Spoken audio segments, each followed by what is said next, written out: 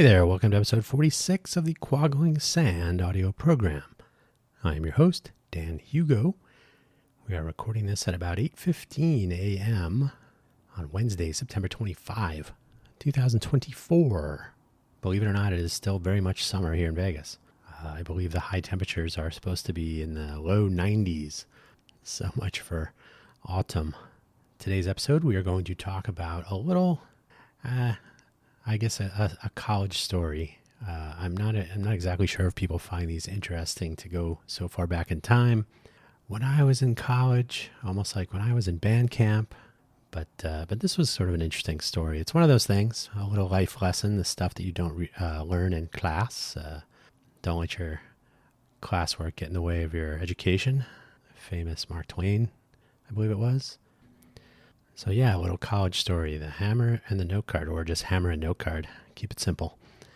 What does that mean, though? Well, before we get started, I will remind you, or if you are a first-time listener, quaggling sand is a term I coined very young for something that you might call pins and needles. It is the sensation when circulation returns to a hand, a limb, a foot, an ankle, a limb, any limb. Sometimes your head, who knows?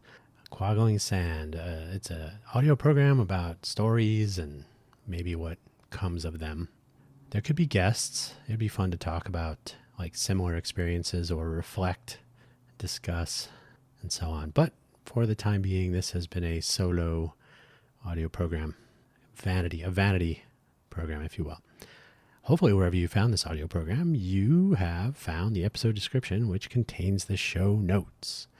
The show notes include a summary, which I'll read, and a couple of links. This time around, we have two of the usual shameless self-promotion and one that points to a relevant thing, which I'll get to in a moment. So on that note, the summary of today's episode, Harvey Mudd College, is where I went to college. Harvey Mudd College, the college is in the name. So I went to college, out of college. Good stuff. A very small school with my graduating year sizing up at 151 at the beginning and 118 at the end. It's a pretty good filter, I suppose. Famous for a few things, including these two for today, the Honor Code and E54. The latter faded away to some different engineering class, unfortunately, in my opinion. I want to say E82, but I don't recall. The former does seem to be still there, still in use for now. The links for today's episode, the shameless self-promotion doublet, buymeacoffee.com/DanHugo, Ko-fi.com, ko-fi.com/DanHugo. You do not need to spend any money. You are under no obligation to purchase anything, donate anything, however you want to view it.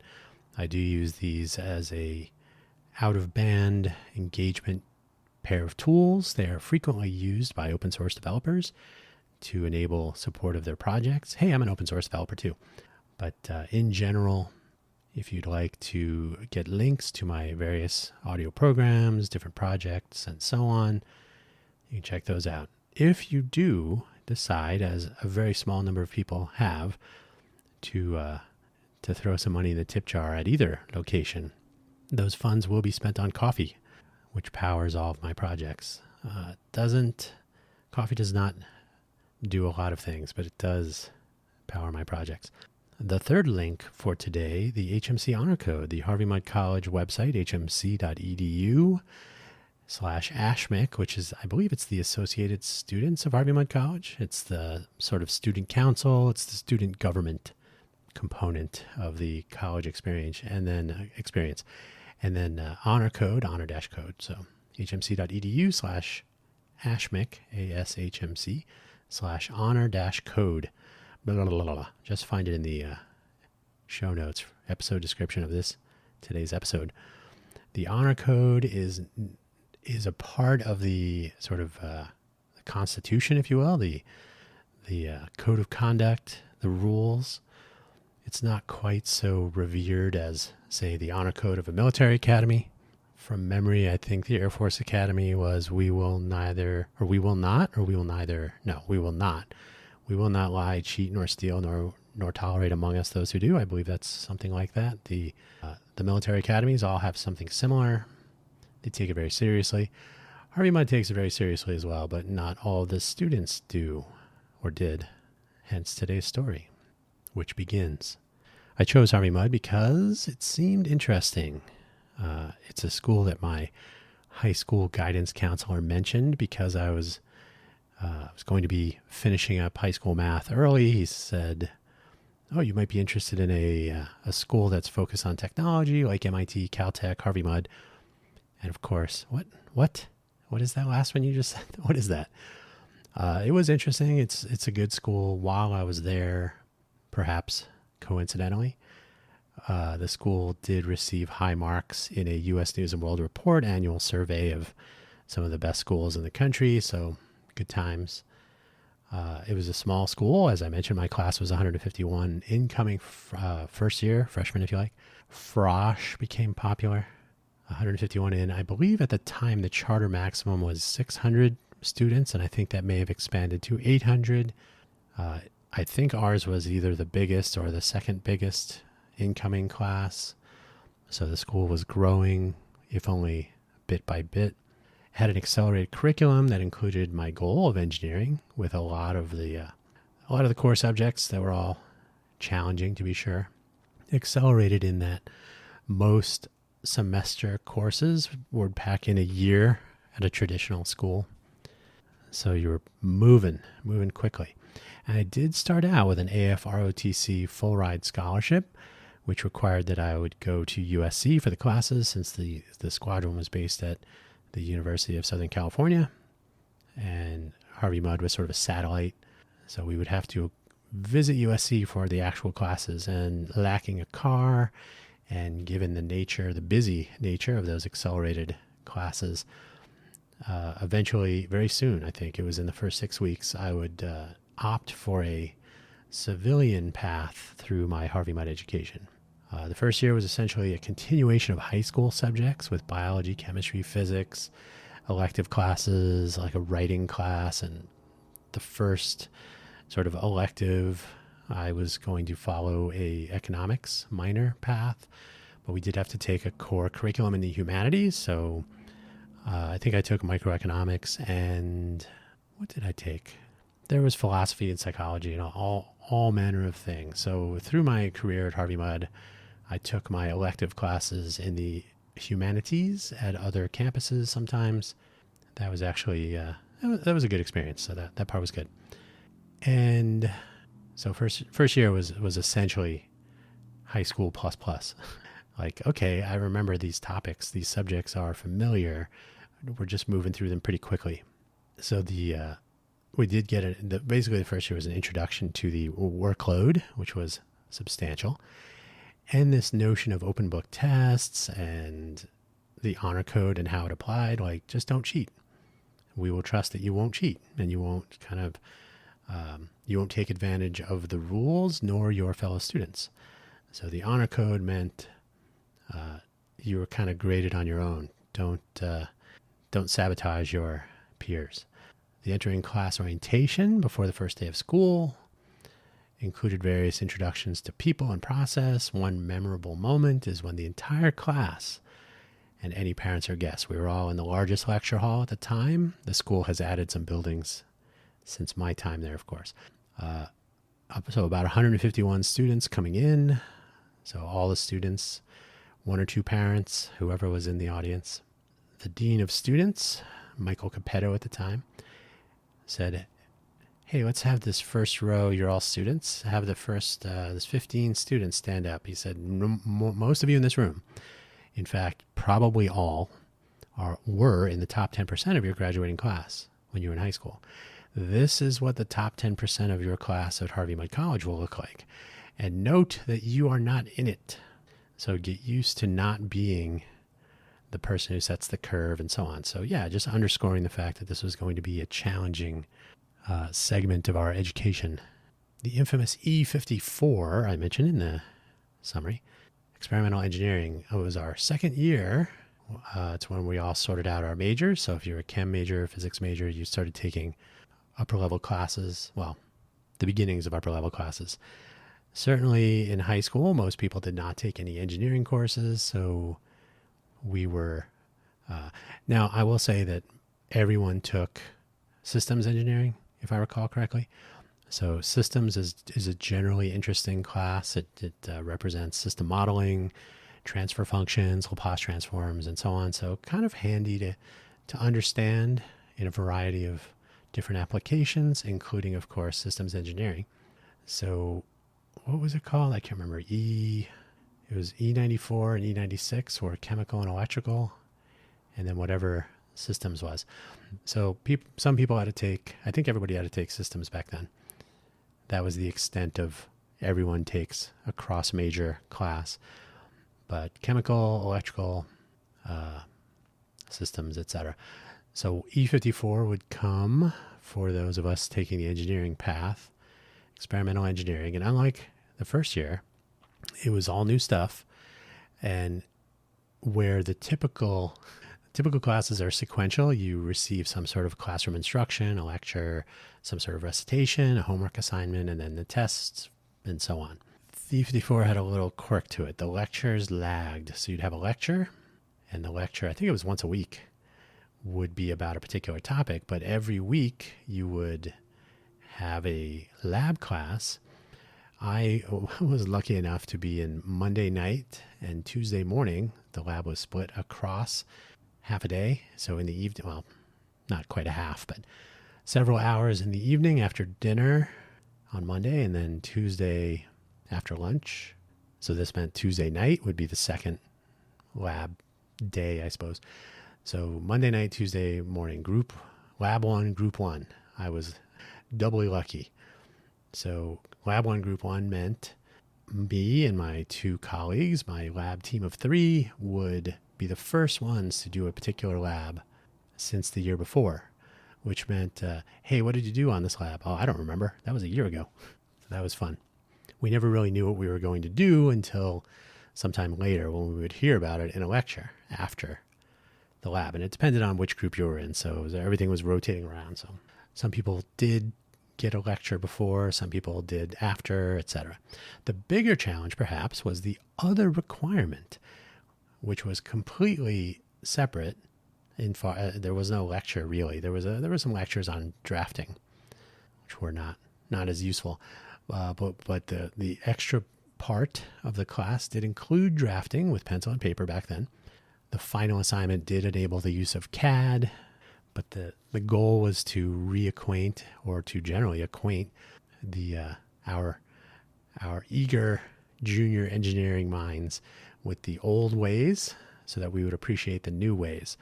So dimensioning physical objects that were designed on paper to be built, and then the infamous shop component, wherein we needed to make highly specified sheet metal tool tray, heat-treated screwdriver blade with fluted and polished polycarbonate handle, and the most challenging, the hammerhead and hammer handle, I should say.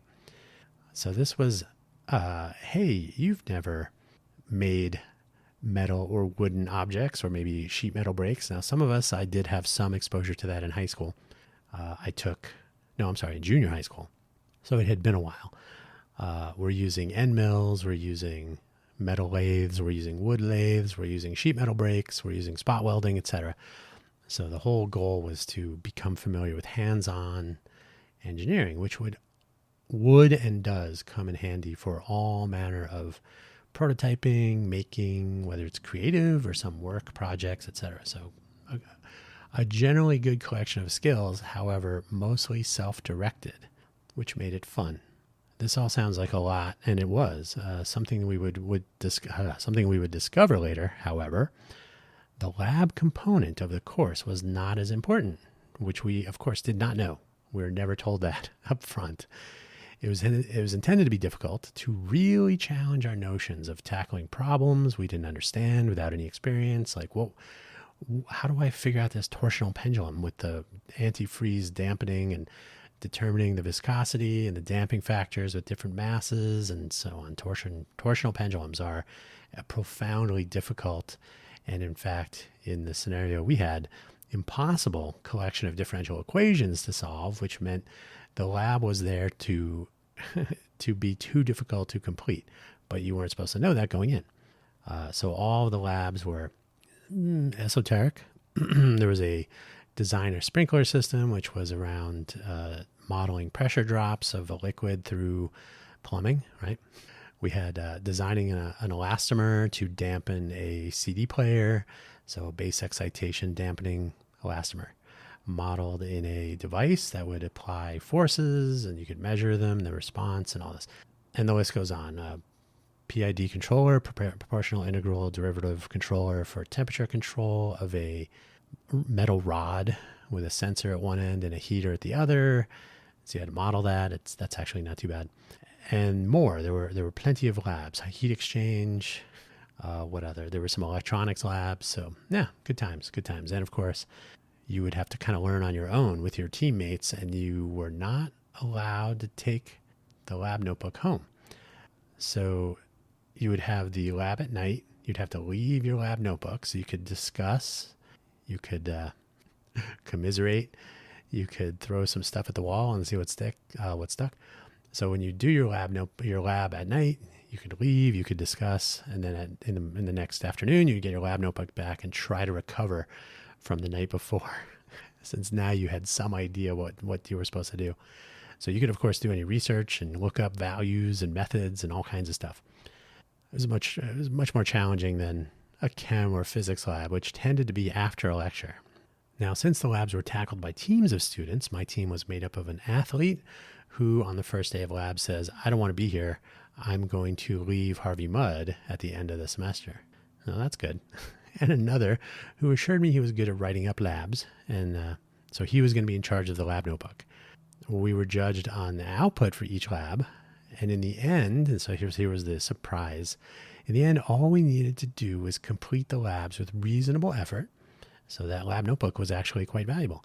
So writing up the lab, making some sort of conclusion, maybe points for clarity and rigorous effort, but as long as you showed up and did the work, and as I would later find out, because our group was Lab 1, Group 1, we were the most disadvantaged, and they factored that into the grades. Now, the grades, basically, if you showed up and you did the work, you were going to get a good passing grade, right? I don't know, B minus, C plus or something. Lab 1, Group 1, you get a little bump. You get a few extra points. And, so our lab notebook was fine. We did a solid job. We did all the labs. We completed them. We did a reasonable job with each one. So the lab component of each of our grades was fine. That was great. What we did not know, so it turns out, E54 came down to individual effort in the form of our drafting assignments and then our individual tools. They were measured and graded on hundreds or thousands of an inch. Now, exactly what that means is probably up for debate in the context of that time. The hardness of your heat-treated screwdriver blade was measured with a Rockwell hardness tester. So that was part of your grade. You had to have heat treated it correctly and achieve the correct hardness. So a Rockwell hardness tester is essentially a super hard, something like an awl, so a pointy piece of metal with a lever, and you would push down on the lever, and it would reach your metal sample, so a screwdriver blade in this case, and then you would push on the lever until the metal failed, and so the point would go into the metal sample, and that was an indication of the hardness. So your Rockwell hardness test would have a certain value. You had to achieve that value as a result of heat treating your metal. Now, another component that I had mentioned, you had to take a before and after sample of your screwdriver blade, which was just a metal, a steel rod, some carbon steel. I can't remember what the ratio was, but it would eventually be austenized in the heat treating process. So we had to take a before and after sample. You had to mount it in a Bakelite puck. You had to polish it, and then you had to show micrograph photos of the before and after to show the crystal structure and all that, and demonstrate on the time temperature transition diagram how your heat treat process went through different phases and so on. So that was very interesting, and there you go. That's what you're graded on, not the labs. So the labs took up like 80% of the official class time, but the grade depended almost entirely, in fact, really entirely, on the work that you did on your own time without any formal lectures or education. You had to learn from the lab proctors and from your peers and common sense, I suppose. And so that was very interesting. That honor code, though, each student in E54 was given a number, which was to be etched or stamped into each tool, each thing that you're turning in. So the tool tray made of sheet metal, you would do the sheet metal breaks, bend it and spot weld and otherwise fashion a tool tray that would fit into our little buddy red toolbox that we were given with our starting materials, our rough materials. You would scratch your number into the sheet metal with a scoring tool. The screwdriver handle, made of polycarbonate, was clear. You could scratch the number into that, which I think I scratched it into one of the, I think it was somewhere near the handle end. I scratched in my number. So it was visible clearly in the polycarbonate, basically lucite. And then in the case of the hammer, because it was two pieces, the hammer head and then the handle, the hammer head was made of several components, metal and some plastic, and the handle made of wood. So each had a separate number stamped into it. So these were a little bit more solid. They were stamped in, not scratched in. As each element of the assignment was completed in any order, it didn't matter. It could be turned in for measurement and grading without a specific due date. Because the metal shop and wood shop and the sheet metal shops were, they were not huge.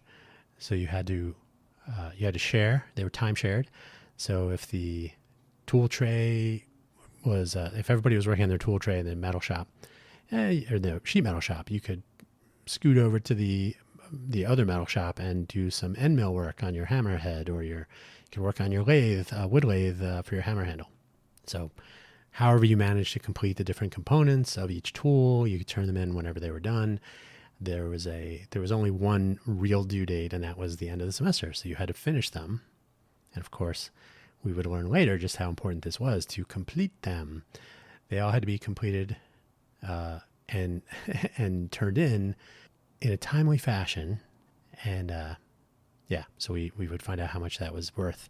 Your hammer or tool tray or screwdriver would be graded. I mentioned the Rockwell hardness test. In fact, when you would get your screwdriver back, you would see the little dent that the hardness test left in it. If you got your hammer back and you got your hammer head, you can see the hardness test dent in the hard face. So the hammer had a soft face and a hard face. So you had a plastic soft face and a heat-treated hard face. Those all required machining and heat treating and polishing and so on. An interference fit for the hard face into the main head, which was not heat treated, and a threaded screw-in soft face. And the hammer head would rest on the hammer handle with a little metal wedge to interference fit the handle into the head. I wish I had my hammer. I would show you a picture, but through the years, my tools and tool tray went on their own adventures. Sad to say, there are better hammers and tool drivers. Better hammers and screwdrivers to be had, and I'm sure I have them. So you would turn in your tool when it was finished, and the professor would measure and grade them, and leave them in a little box. Not a box, more of a the top of a box, like maybe 2 inches tall, like a box tray, a cardboard tray of sorts. So he would leave the graded tools in there, and every once in a while you could wander by. I can't remember if he left them, the tools from this week will be left on Fridays or whatever it was. So you could go and see if your tool was graded, and you could oh, look, I got a whatever. You could get your tool and you would get on with your life. You would check that box because there were many boxes to be checked, finishing the other tools, doing impossible labs, not to mention the other coursework. Like I said, a lot of workload at the old Harvey Mudd. Unfortunately, there was a gaping hole in this model that was patched with the honor code without any explicit due dates for these tools, and with simple number scratches and stamps. A box full of completed and graded tools what would prevent someone from saving themselves some work and just grabbing a hammer or screwdriver that got a good score? The honor code, the the character of our classmates. Well, I wouldn't be telling this story if that all worked. Personally, I got my stuff back. Each of my submissions was good, but not perfect. I didn't get a perfect score on any of my submissions, but I was right up there. Nothing was even bad. They were all well within the I've never done this before, but I came really close to the specs. So I was fine with my grades and the tools I turned in. The hammer handle I could have gone better. It was very late in the semester and I would have started on the hammer handle earlier because wood can be very tricky. If you've ever used a wood lathe, the tools are much, we were using manual wood lathe tools. I'm sure you can do some CNC with wood tools, but there's an art to it. And so it came out okay. Luckily, I had done some wood lathing in 8th grade. It had been quite a number of years, of course, about 5, 6. But it was what it was. I was fine. My tools were fine. And thanks to the curve and the grading scheme and whatnot, E54 was probably, given the difficulty and my outcome, was probably one of my most successful, just because of, again, you're doing stuff you've never done before and you're not really being informed through lecture about what you're trying to accomplish until after. So given the challenge of it and whatnot, I have to say, and to this day, I'm a little bit disappointed that they changed it. E54, probably one of the most valuable experiences, that and the clinic program from Harvey Mudd. So, as it happens, 2 people with perfect scores on their hammers could not locate their finished tools in the box. That is, the grade was recorded. They asked the professor, hey, my hammer was missing. And he said, oh, well, you did get really good scores. The actual hammers were nowhere to be found, though. And actually, truth be told, the 2 hammers were not perfect. One had a perfect score for the hammer handle, so the wooden part. The other had a perfect score on the hammer head. There would be no way to prove what happened, of course.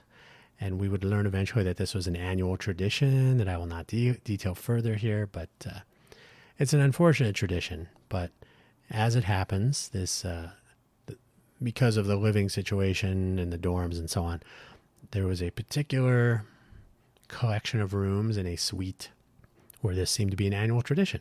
Don't spend your time on making those tools. Just go down there, grab something that scored well out of the box, take the numbers off. You can sand them down. You can, fun fact with lucite, you can polish it with toothpaste if you use some Crest or some other, like basically baking soda, or you can get the extremely expensive polishing powder that was, I cannot remember the material, but it was used for polishing the micrograph samples. You could buff out anything from lucite and then polish it up with this powder. Scratch your own number in it, you're good. With the hammer handle, you just sand down the stamp, which was typically in the bottom part of the handle. Sand it down, stamp in a new number. The hammer head was probably more challenging, but that's what an end mill is for. You just take off 1 or 2 or 5 thousandths of an inch of metal, and then you stamp in your new number. So these were probably what was done. It's unfortunate. We came upon finals eventually. The semester would be coming to an end.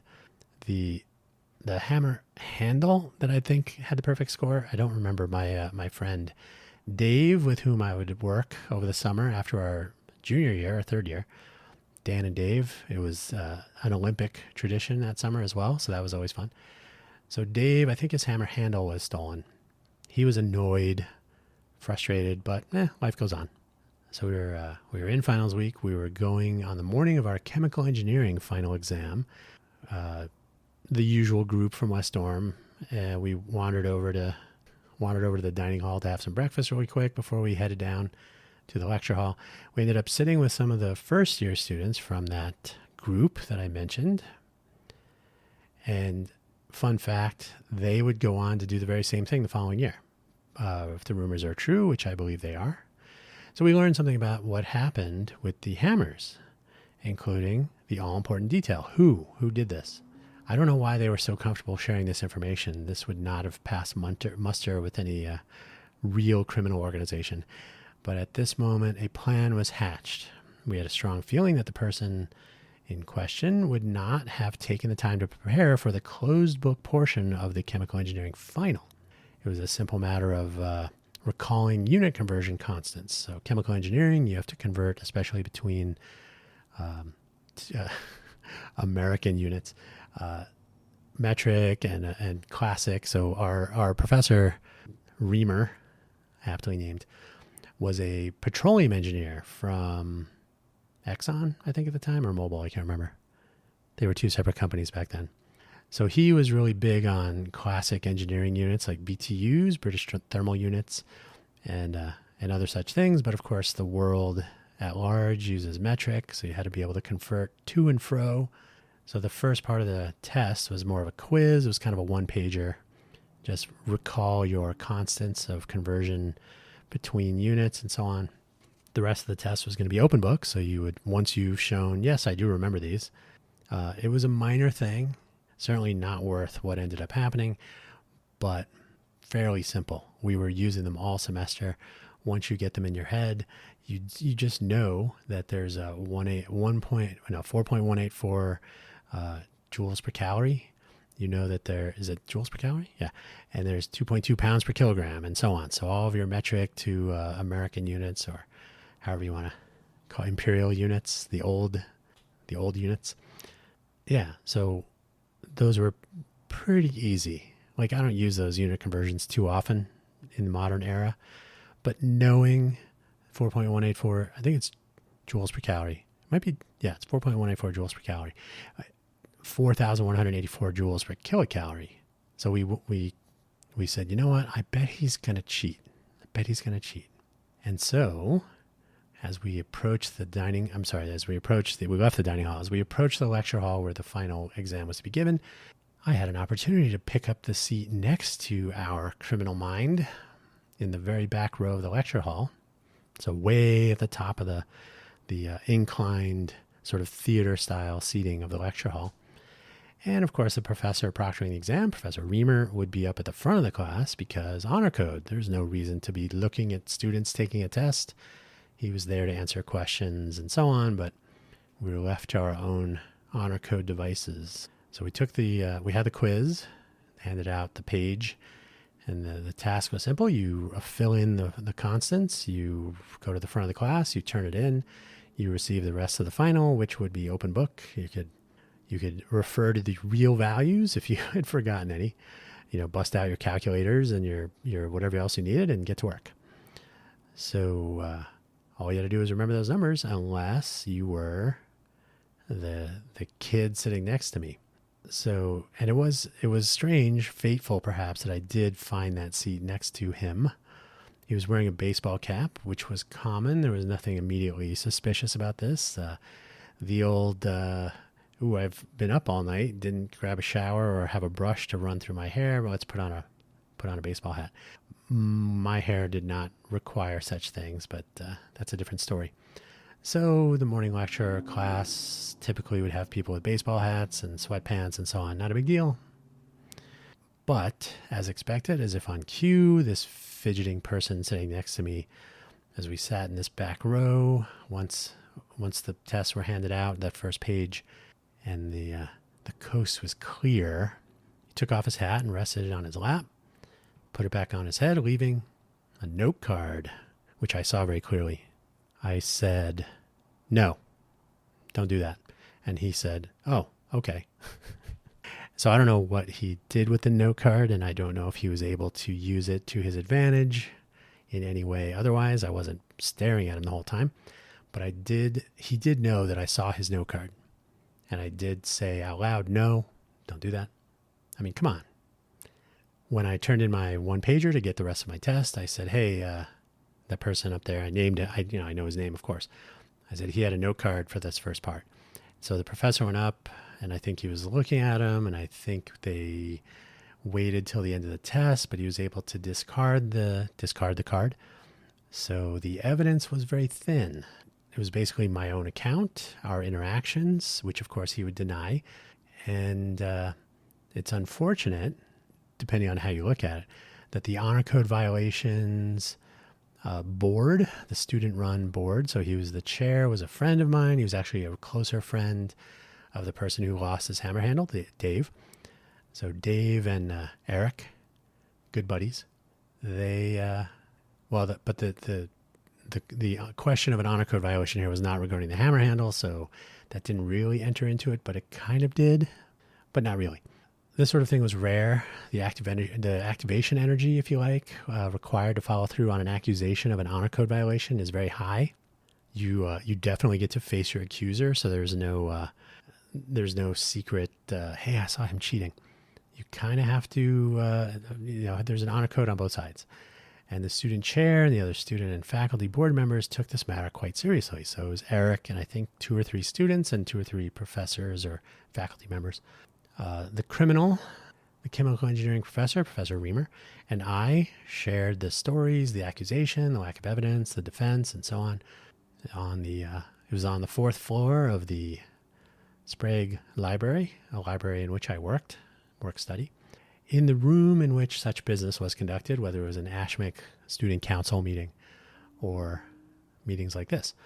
In the end, my own credibility led to a failure of the class by the bad person. So he would have to take the class over. And since chemical engineering is a required class, he was required to take it over. So it wasn't simply, maybe I won't take it over. No, he was required to take it over, which he did the following year. And he was grumbling, of course. Everybody hated me because I somehow called him out. Now, the fun thing is this. While they were angry that I turned him in and that he failed the class and had to take it over, and this was not any redemption for the hammer theft. So it was like a half victory. It was a victory for the honor code, but not for the actual crimes, perhaps. But because he actually did it, and because everybody knew this tradition of cheating and taking advantage of the honor code that seemed to be pervasive in this little group of students, and because of the way this suite system worked in this one dorm, there'd be an incoming 2 or 3 or 4 freshmen, first year, would be in a suite with upper class people, sophomores, juniors, seniors, so they could very easily pass this tradition along, which apparently they did, allegedly. So nobody really, it was essentially, okay, you won this round. And there wasn't much in the way of, there was no retaliation. There was really nothing other than bad mouthing or, what is the value of such commentary? Nearly zero. It was a tiny victory though, tiny, but a victory nonetheless. And there was not much in the way of celebrating either, but a little clinking of glasses perhaps. The rest of the story as we wind down this week's Quaggling Sand. Once we were all graduated and on with life, the annual tradition of tool theft became known. This was an open secret, if you like, sort of a, again, it would not pass muster with a proper group of villains. They were not that. These people were not they were just dumb kids. That is not an excuse, but it is why they were dumb enough to just say it out loud. Oh yeah, they do that every year. The students, as I mentioned earlier, the students that we spoke to in the dining hall for breakfast on the day of the chemical engineering final would go on to do something similar. I believe one of those students is a professor and the other student went on to do something else. So both somewhere in an engineering field. Who knows how they applied their own brand of ethics and character. I know that the main criminal, it's funny, I was listening to a podcast. It was actually a video, so I was half watching it, but Daniel Sheehan is a sort of an infamous, involved in all of the conspiracies, not theories, but like first-person participation as an attorney. And one of the characters that appears in the long string of interrelated events from the 40s, really, but from the 60s, the Watergate, and and Dealey Plaza and Bay of Pigs and all of these things, all these different moving parts. One of the names was essentially identical to the person who had to take the chemical engineering class over. Obviously, I'm not going to say his name, but I'm going to have to check that. I'm going to have to see if they were related, perhaps. He would go on to work for Microsoft, and I think he's still there. He's probably a VP of something. He's probably made tons and tons of money on the multiple stock splits. Yeah, that's how the world works. I can only imagine that his particular brand of ethics and his character probably helped him to capitalize on some situations. Surely if there was an opportunity to take advantage of someone else for his own gains, he would have done it, no doubt. If those are the bad guys in this scenario, so-called, they went on to be successful in their ways. Stepping on the honor code and their fellow students did not seem to have an outwardly visible impact on them. I'm sure they don't stay awake at night thinking, 33 years ago, I did this horrible, silly thing. We, the good guys, perhaps have done our own thing, maybe also successful. Unfortunately, Eric, the chair of the honor board, did not survive a terminal illness, so he has moved on. But generally speaking, everybody who did the right thing and did it according to the rules of the road has also been successful. So one could question at the end of the day whether the honor code really means anything. I think it does, of course. I think there's probably some conservation of karma, whether anyone would really know, but these things have a way of playing out over time. You never know. You never know how things will go. But I do know that I always slept well. Doing the right thing is not so bad. You don't get rich every time doing it, but sometimes you do. It would have been nice to catch the hammer handle story and have that come out, if you will. Knowing that it was true, I guess, is part of some sort of rationalization. But again, it's always unfortunate to see people take advantage of not only the system, but of others. It's too bad. But what can you do? Do what you feel is right. Do well by others. Hopefully they will do well by you, and learn to recognize when they don't and move on. I've done that more times than I care to count here in the greater Vegas area. But those are stories for another time. This story has come to an end. So I thank you for listening. I will remind you to visit buymeacoffee.com/DanHugo and or ko-fi.com, ko-fi.com/DanHugo. Check out the links to the other productions. I do produce 4 audio programs each week. And I'm actually, there are various things I've talked about as far as websites and startup projects and so on. Rather than talking about them before, I will try to talk about them during and after. So as things start to roll out, I'll talk about them some more. Making audio, video, content, blogs, etc., more visible in a locality is part of one of the startup ideas that I'm pursuing. So that hopefully will kind of figure into my own experiences, making my own audio productions, and then whatever comes next. Just easier to find, easier to get to. So use of the Buy Me a Coffee and ko-fi.com sites will continue, but it should be easier than that. There shouldn't be like a side door to have to go to this other link in bio model of things. So yeah, we'll see. We'll see what comes of it. In the meantime, don't steal other people's hammer handles. Do the work. You will learn something. You will learn more than you would have otherwise, unless you're looking to be a villain. In that case, don't tell people about it. Dumb. Take care. Thanks for listening. Bye-bye.